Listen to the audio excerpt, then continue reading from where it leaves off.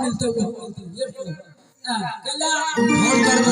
बेटी रहा चाहिए बहन रहा चाहिए घर भी जैसा अब ओकरा भाग में बाबाजी रहो चाहे महाराजी रहो ने पूरा भगले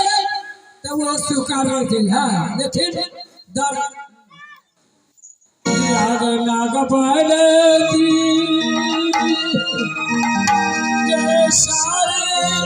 सारे रातिया कोनाली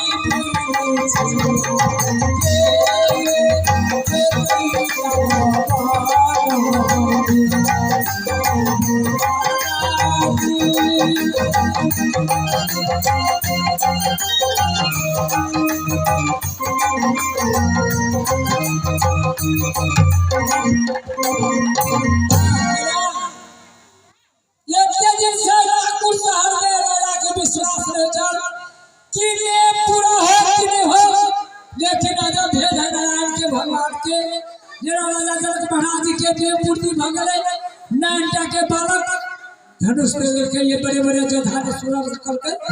श्री राम जी को रूप में आपके द्वारे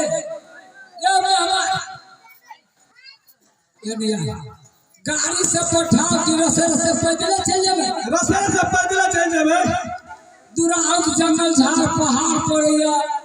ई दक्षिण शहर कैला पैदल जाए तो जल्दी चल जाए और नहीं गाड़ी से कते पुल है टूट गया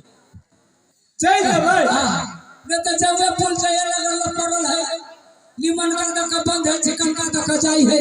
खाना हमने खुशी ए बहन ठीक है तू सब ना महल में जा हम जा रहे थे अपना सासुर ठीक है धनी बढ़िया